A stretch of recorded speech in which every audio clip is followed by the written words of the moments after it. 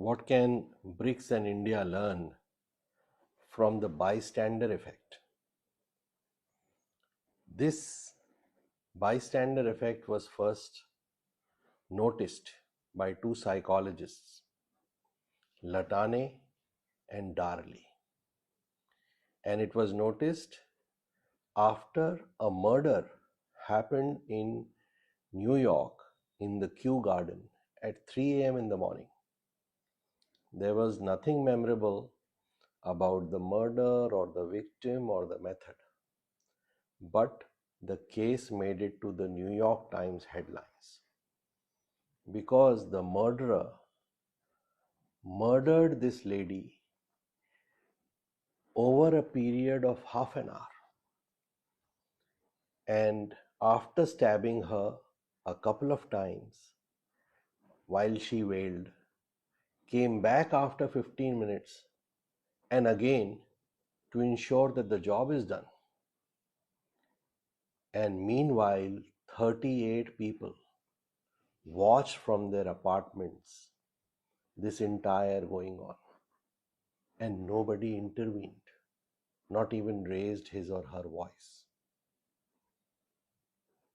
So Latane came with this hypothesis, which was validated several times, that people did not act not because they were apathetic or morally apathetic, but they did not act because they felt that others might know better and may have some reason of not intervening.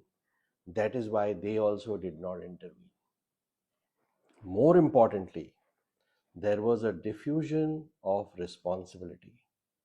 As so many people were witnessing, the obligation to act on you got diluted. They called this the bystander effect. That if a few people will be targeted, or one or two people will be targeted, and many are watching, the chances of their taking an action are not as high as you would ordinarily believe. Something strikingly similar plays out in global affairs also. What happened at that street corner plays out on the global stage. When a strong nation targets a weaker one, we might get words of empathy and sympathy for the latter, but actions are rare. And action to counter the injustice which is happening are even rarer. Compassionate action may take place, but action to counter injustice is even rarer. For example, in Syria in April, the diplomatic compound of Iran was bombed. That was violation of sovereignty. Several nations said that this is violation of sovereignty, but nobody came to Iran's material support.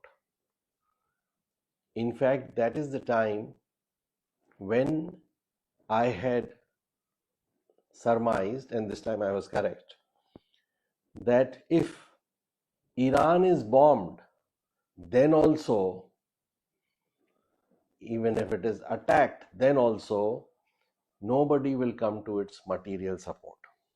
And this is what happened. So, if we translate or extrapolate what has happened so far and what happens generally to the current situation in BRICS, there is a huge chance that even if a 10% tariff is slapped on all BRICS nations, There might be collective action in that case. Of course, that will also be contingent on some things which I'll just come to. However, if the security cover which is given by the Western nations or US to countries is taken away, that time other countries will not come to your support. Come for your joint commercial interest, if it is widespread and it is being heard for most people or all people, there might be some clamor, but in security matters, you are largely alone. Condemnation is easy, concerted action is difficult.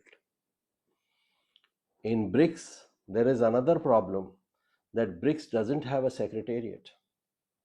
And BRICS should have not only a secretariat for any concerted action, even commercial, but also a very effective leader. A very effective leader was Modi, whose bureaucracy and diplomacy also brings huge agency. However, so and correctly has stood behind the Indian position that the 10% tariff which US is speaking of on BRICS nations only will fall on those nations which are going against the US interest and advocating de-dollarization, which India is not. So the Indian position clearly says that we will not be affected by this 10% tariff, and it is getting out of the way by saying so. So strategically, economically, and politically, we must be prepared to stand alone. If others come with us, we are lucky, but we should be prepared to stand alone. What can then be BRICS used for? BRICS can be used for reform of global institutions. The voice can keep on going from that platform. BRICS can be also used for trade with each other. And BRICS can be used to lengthen the life of the egalitarian ethic which the post-World War II circumstances pushed through the UN, through the Bretton Woods conference, and so on. Because this egalitarian ethic is not going to die overnight. Even if the US was to say that it will be a highly hierarchical world again, then also the egalitarian ethic is so deeply seeped in that it will still survive for some more years. Maybe it might make a comeback. So that ethic can be kept alive through institutions like BRICS.